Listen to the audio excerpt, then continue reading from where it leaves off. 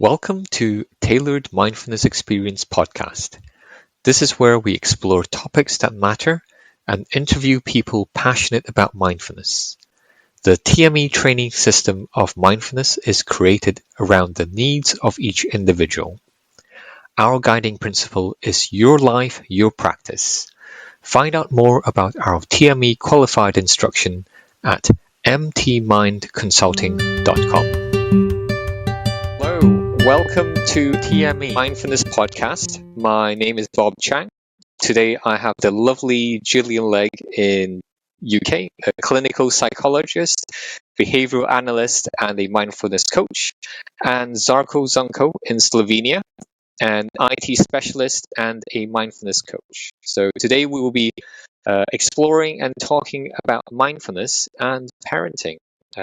So I will start with you, Gill, and Zarko. What was it like for you to be a parent?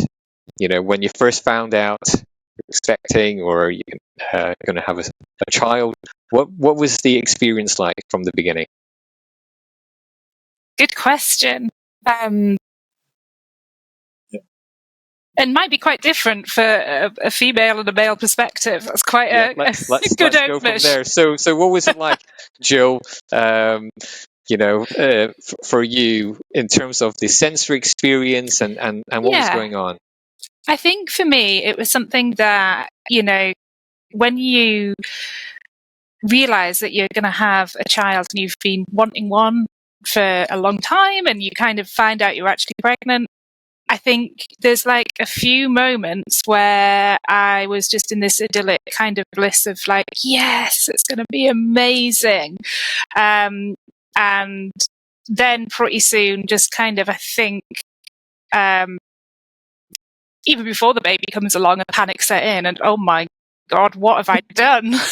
And especially as you're like, actually pregnant and I guess your sensory experience, it's interesting thinking about it from a point of view of the sensory experience as a woman, carrying a baby, that all kind of starts to change and you start to kind of just, I think, you start to get a feeling already about what it's going to be like to not just be you anymore. That's how I would describe it.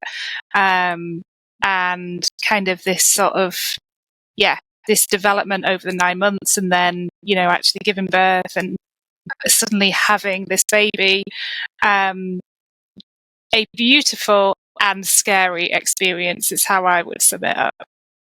I mean, what comes to mind is it's utterly amazing how the woman's body changes. I remember when my wife's body just changes so quickly. And it's amazing how that's natural, how nature prepares the body and all those hormones and it changes. It's just amazing. What about for you, Zarko? Well, it's not just that the female body changes, also the mind, the brains, those hormones. We have been together with my wife now for 13 years, and we have a child who is 4 years. So we were already 9 years married. But during the time when she was pregnant, we had some of the worst arguments for stupid reasons, and I just had no idea what was going on. And only then, later, when I read about all these hormones and everything is changing, then I got it. And at that time, I was not working with meditation at all. So it was a challenging experience. Also, one thing that I remember from that period before our son was born was this constant kind of background fear that something will go wrong. All of the medical checkups and so on, like making sure like what she was eating, what she was drinking, and to make everything properly. But we had no idea like what it is like when child is actually born, and the first months when we were like counting days, when is the next major this date, after 14 days, like this and this should be after 6 weeks, like something. And we were all the time waiting for those milestones, and that things would get quieter. We would get more sleep. So it was the months before our son was born. They were like kind of fear and so on, but it was nothing to prepare us for what would be after the birth. That's when things started getting crazy. Yes, crazy times. And I remember when my son was first born, and nothing prepares you for it, because Yes. you watch films, you see things on television. I remember just holding him for the first time and thinking, this strange person. And because I had the expectation that when the child is born, I would develop gushing love and everything. There was that expectation, but in actuality, it was just strange. When he was born, I think the connection developed. It wasn't like, for me anyway, it wasn't like boom, bam, that gushing love. Mm-hmm. So the first time I held him, it was like, who's this strange person, this strange creature? And then I could feel the more I held him, that there was slowly, gradually, there was that emotion that developed, with what was holding, in terms of a sensory clarity of what was happening. That was my experience. And also, when we first took our son home, he, because of the blood and everything, it was just slowly flowing. When we got him in the morning, he was like blue, and we're thinking, oh no, have we actually frozen our baby? So there was all that learning curve of what it's like to be a parent, because nobody prepares you for that. I think as well, because actually I'm the only one here that's done it twice. Is that right? I'm the only one with two. So Yeah, actually, interestingly, I did it all again very soon after the first. And it was such a different experience when I had my daughter, because I had my daughter at home.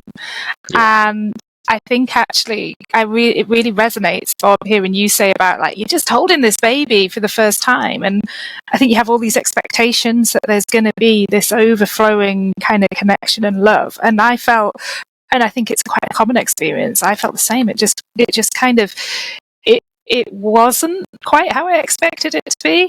But actually that was really helpful when I had my second and I had my daughter at home, and just kind of was really much more like ready for the fact I was just going to have this little tiny thing and really not know who she was or who I was to her yet. And it was just going to that was just going to be all right. So that was interesting for me, this kind of like different expectation I had the second time, that it didn't have to be anything and it was just going to grow. And that was quite comforting, really. Yeah. And when would you say you started using mindfulness? So since the topic's about mindfulness and parenting, when would you say you started using mindfulness practice and, in terms of being a parent and in your life? Well, for me, I got a book called The Science of Enlightenment. I read it because in the title there was a key word for me. At the time it was science. It's still one of the most important things in my life. And at that time I was working. I was in charge of an IT department, so we were doing a lot of science, and there was a lot of the things were going wrong at that time. So I had a lot of chaos at work, a lot of pressure, a lot of responsibility. And at home, there was also a lot of pressure, a lot of chaos, a lot of responsibility. But I always wanted to be there for him and for my wife. So it happened that I would drink like my fourth coffee just before coming home because I knew what would be when I would come home. Here, hold him, because it wasn't easy for her either. At that time, I got the book. I started actually doing like, very simple things. I could hold my concentration for about 3 minutes maximum. That was the duration of my first meditations. 3 minutes. Because it was just, my mind was all over the place. And then that was slowly giving me the power to focus more on what is important, to relax, recharge myself, to be able to handle whatever was going on, so that I wasn't just stressed and like a headless chicken just running around, but I was actually able to do something both at work and at home. So you were able to apply the techniques at home and at Yes. work to get some. One was going to say, is it to be able to be more grounded, or to what was the experience, or to be less stressed? I think at that time the most important part that I got is, yes, stress, but my mind was all over the place. It was like a bag of rice that fell off the plane. It was all over the place, and the meditation was like this broom that helped me to gather my mind back into one pile, something that I can work with, so that I could use my brains to do what I needed to do. Because there were like, constantly sleepless nights and a lot of pressure and work during the day. Meditation was the one thing that saved my life practically, and my family's as well. Thanks, Zarko. Sleepless nights. Yes, I can understand that. Gill, what about you?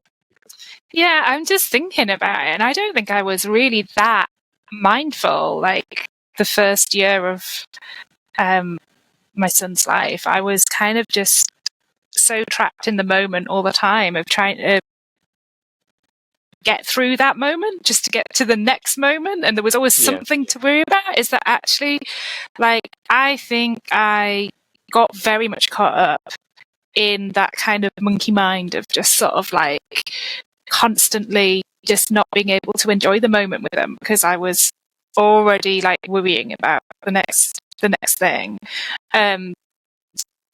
And when did mindfulness kind of start to creep back in? It's funny because mindfulness, you were saying it was about a room or, that it saved your life, Zarko. I love that. I always think about mindfulness as kind of a bit of a cottage in the woods that like I found when I was like in my 20s, and then I kind of just let it go to ground a little bit and didn't keep up a practice. And then, at different times of my life, I've like dusted it out and swept the floors and kind of opened the windows, and it's been there again. And it was interesting that actually, when did I first start using mindfulness? Well, I remembered it during labour. That was kind of a time where suddenly it was so helpful. And these things that I had thought I would do, I'd kind of planned to do all this kind of particular way of having my children at birth, and actually it was just little things that came back in that helped me kind of just be able to kind of go with the flow and feel in control, which was great. But my first year, I don't think I was very mindful at all, and I think it was when probably when I had my second child that I kind of really realized, like, I'm going to have to try and find a way to do this because this is now like double. And the multitasking. So I think that's when it kind of, for me, hit home was, and my daughter, when she was born, was ill and was in hospital quite a bit when she was born. And I remember, it's funny, like, as well, Zarko, you saying about like this, getting through the times of like stress. it was really at the start, times of real stress, that I suddenly was like, okay, you've got these tools, you need to start using them.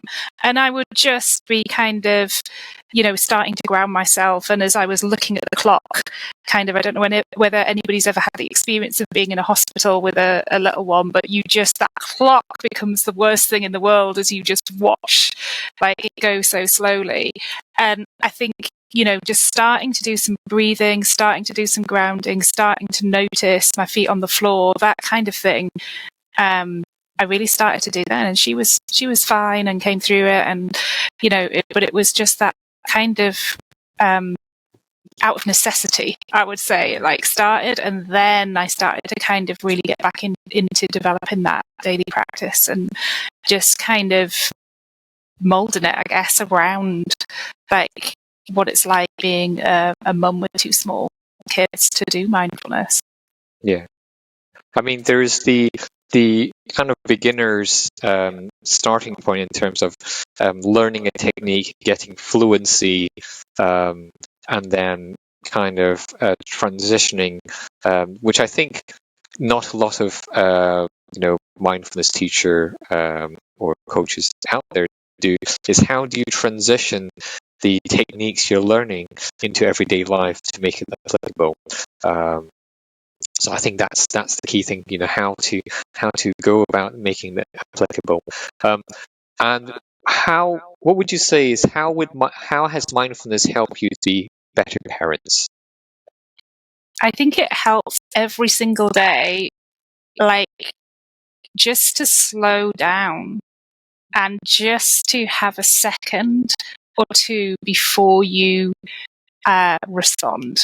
That's been the biggest thing for me, is knowing that I don't have all the time in the world, because you just don't, but allowing myself a little bit of twist within that actually there is enough time to slow down, notice what's happening, and then take a breath before you respond. And I think that, for me, is the biggest thing when you've got very active young children, is how do you just take a second before you say the thing you want to say, rather than the thing that, just could come out of your mouth at that moment when they are not putting their shoes on, they're not switching the TV off, all of that sort of mundane stuff, like, it just, like, can become massive, and just you need the last thing to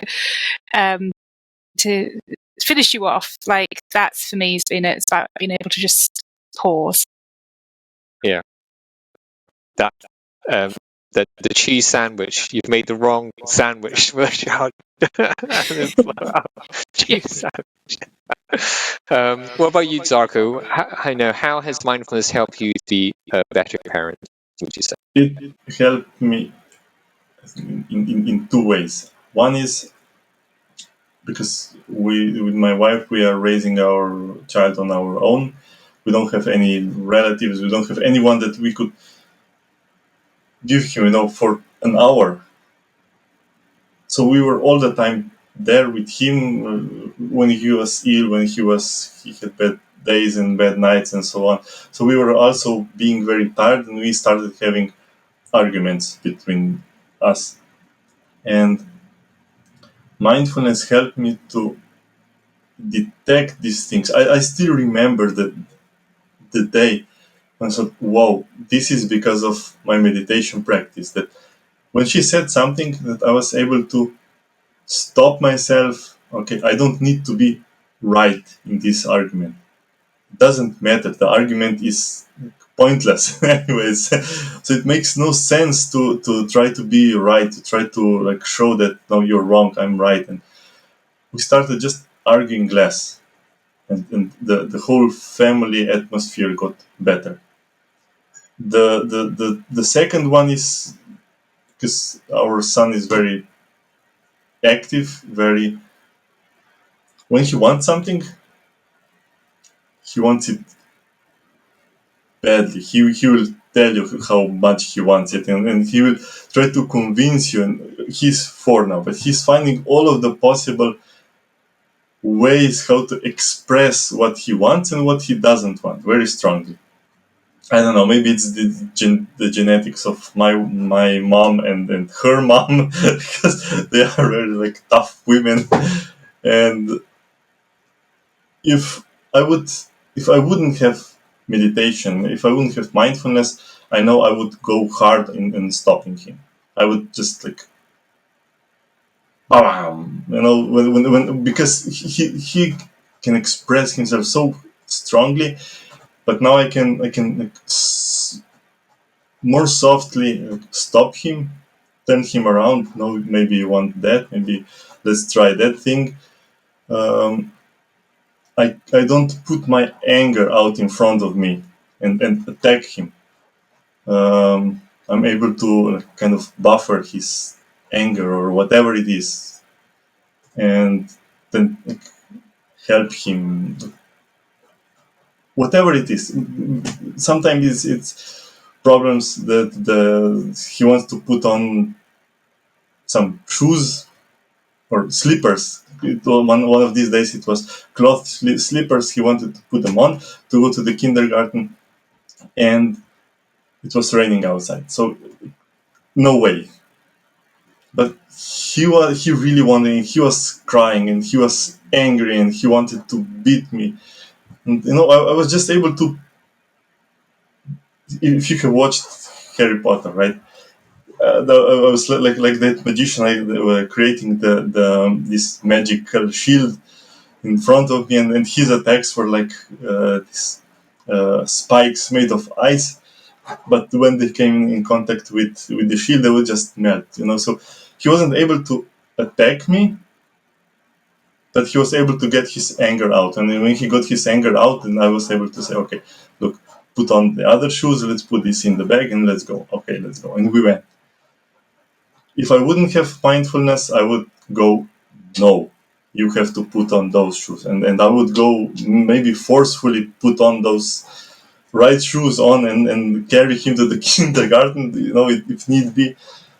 But this way I was able to do things like much softer. But at the same time, I'm not like a mob that everyone is doing with it to whatever anyone wants. I can still be strong. He still cannot push me around and always have his own way. Yeah. So it brings up an interesting topic in my mind in terms of there's so many different parenting styles, so many different views of going about things.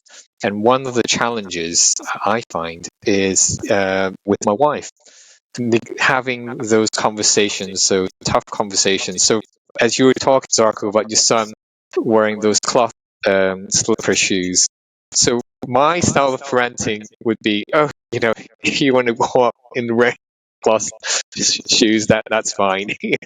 Whereas my wife would say, no. So how each of us as individual, what we think is acceptable, and also negotiating that is a tough thing, where me and my wife would have different opinions, and we might have arguments about it, but kind of negotiating how do you go about things, so we know, okay, this is what expected, and also for the child is learning. So for me as well is being able to use my mindfulness and the awareness skills and sensory clarity. I can feel my emotions coming up and these thoughts as I'm having this discussion or argument with my wife. How can I navigate the conversation so it's productive and positive? So I can hear her point of view, she can hear my point of view, and I think that's the important thing, is where we give space for each other to be able to share our views. And I remember we read through so many different parenting books. We had piles different things, because my son, he had colic, so he would be crying when he was born, And I think it wasn't until he was 2 years old that we were able to go to sleep. And we would take turns in the middle of the night. So it is tough. It's the sleep deprivation. Yeah. I think that's one of the things that you aren't necessarily, again, prepared for. Not the sleep deprivation. I don't think you can ever be prepared for the sleep deprivation. But is the perceptions of others and like the different parenting styles. And I can remember, just thinking there's going to be so many different parenting styles, but at the end of the day, you just find your own. But then it is really hard. I think that is a really tricky thing. And when you're trying to stay with the fact, you said it before, like the child is learning, like they're learning how to do all of this stuff for the very first time.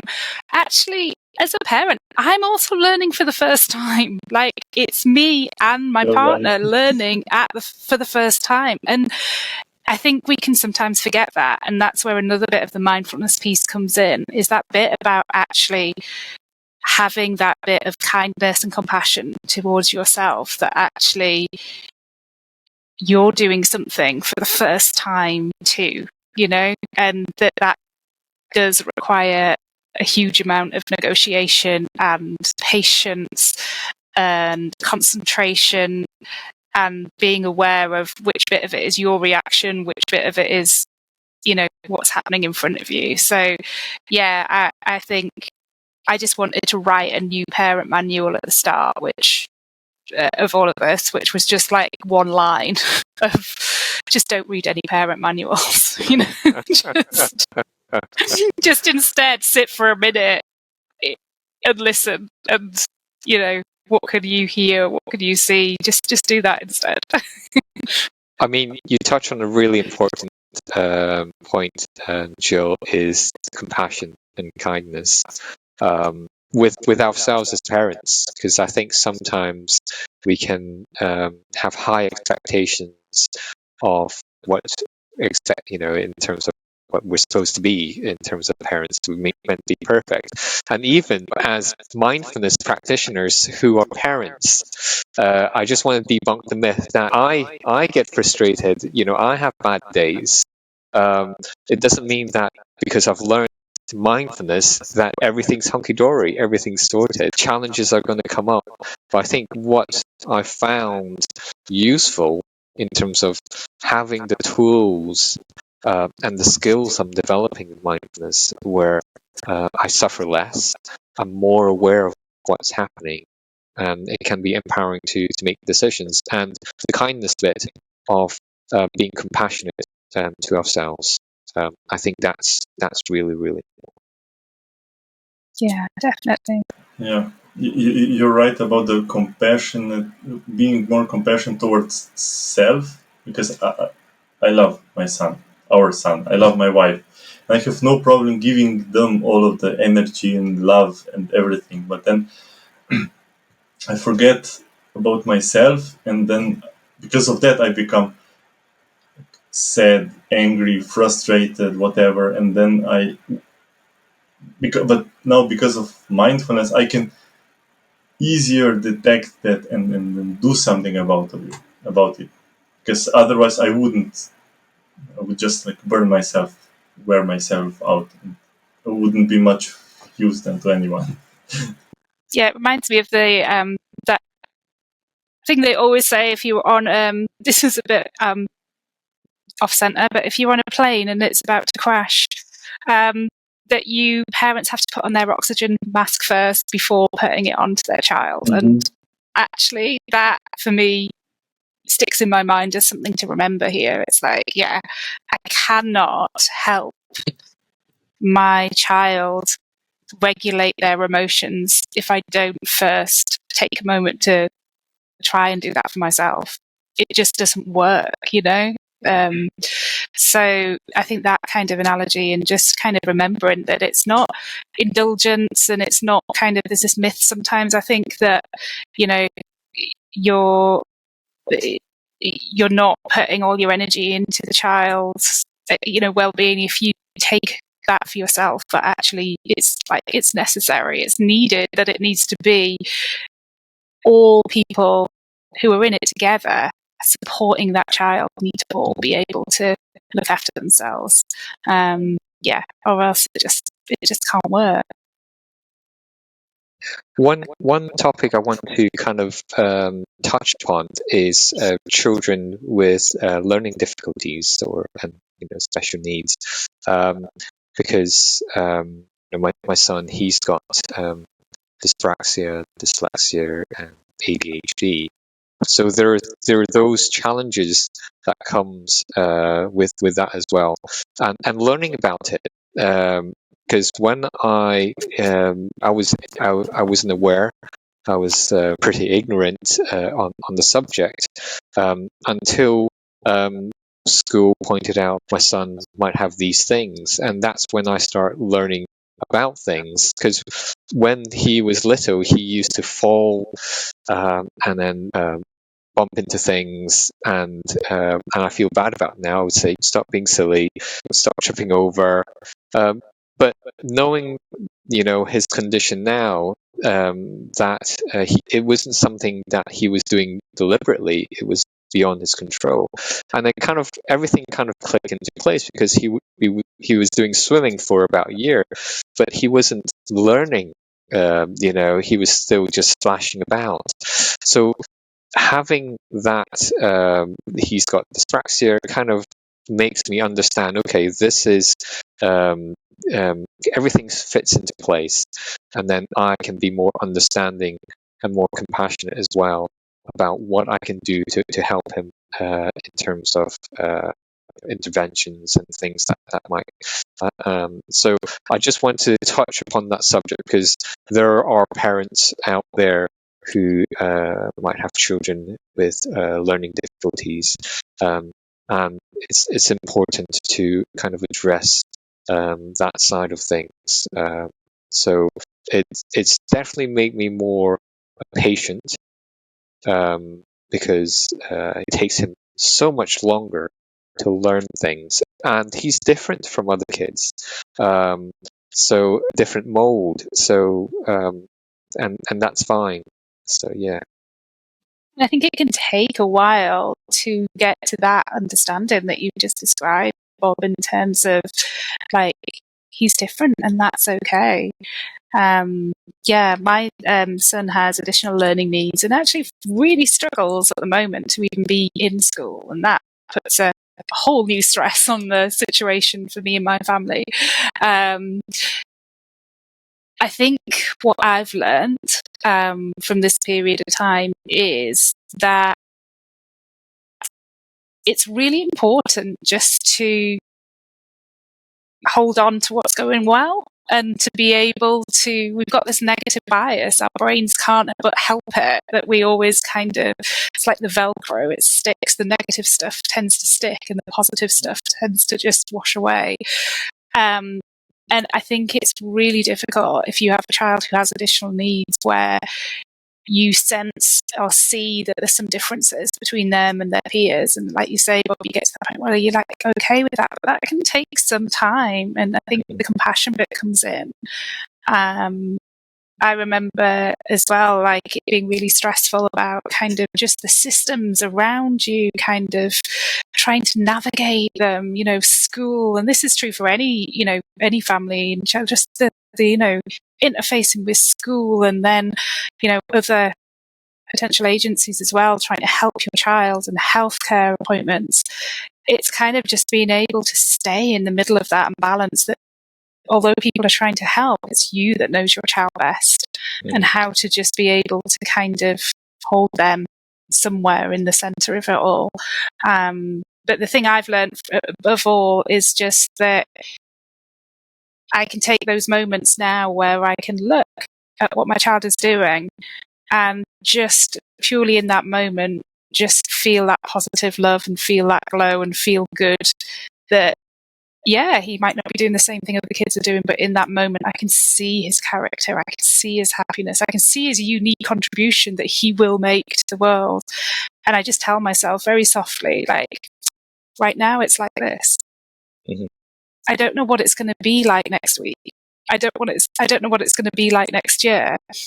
But like right now, it's like this, and I just take a moment and just stay with that, without worrying about where we are on the developmental scale. And that is lovely. So that's the bit that, I would sort of say to how I've parents who are thinking about using mindfulness and have a child who maybe has some of those, additional needs, is just kind of like, that's how I found it really helpful. Just for that bit, like, right now it's like this, and this is great. It's not always great, by the way, but right now it's great. I switch to another technique when it's not so great. Then I just, look at what we can do. How can we stay calm? But absolutely. But I think also in general, appreciating the child at all stages, isn't it? Yeah, completely. Rather than thinking, I wish he was a bit older, and then, it's kind of appreciating them as they are now. And in a way, it touches on impermanence, because they're changing. It's like, I remember he was just a little toddler, and now he's 13. He's really huge, and he's that growth. There's that impermanence. He's always changing, and just being with that child in that, just being present in that moment, appreciating that. I think that's so. That's very touching for me. That's cool. I don't spend so many times. I don't remember so often to go into this appreciation, because I'm more often in the challenge how to prevent the war, the fight, how to work with all of the challenges, because my wife has anxiety, panic attacks, depression, and it's so because of all of that, I'm much more in charge of everything at home. Spend much more time with him, so I'm also the one on whom his either anger or frustration goes, or whatever, besides the work and everything else. So I'm always using most of the time I'm using mindfulness to try to calm down myself, him, my wife, anyone, and to go easier, like on with life. And I also put background on my phone and on my computer. Right now it's like this, and when there are some challenges and so on, right now it's like this, and I try to be okay with whatever is, because we don't always have the power to change everything in the moment. So that time, it's the only thing that can save us is the equanimity, being able to be okay with what is, because I cannot change him. I cannot force him or me right now to do some stand on my head and dance and something. Or extend the days, the hours of the day, but I can do what I can, and right now it's like this. And I breathe, and but tomorrow is another day. It will be different. Hopefully better, maybe not, but it helps me be more grounded into being more okay with what is, but it's not like always trying to be positive, force this, oh no way, all the time smile, but just accept, okay, it's like this, but tomorrow it will be another lovely day, another challenge, another something, whatever comes, but mindfulness helps me be more prepared for whatever comes. And Zarko, you reminded me of, part of the practice is being aware of how we really feel, and that honesty and being able to say, and this is what I'm feeling. For my son, he's learned that it's okay for him to express, to say he's really angry or frustrated, and not to hide those feelings away. And that's okay. That there is a space, and it's fine for him to have these feelings. How to manage and deal with them in a positive way. So I think being able to express really how you feel. So I'm honest with my son, with how I think and feel, and him as well. And we're learning from each other. So there's that learning process. I'm growing as a practitioner from my from my son. All the buttons he can push. So learning how to work with those, because kids know how to press your buttons. So it's I suppose it's very much like a Zen monastery where you're being pushed all these different buttons, and so I think I think our kids learn that how they might be able to, I don't know, to intuitively be able to express, and if we are able to manage the challenges, and also be able to teach our kids how to do that, I think that is such a valuable skill and gift.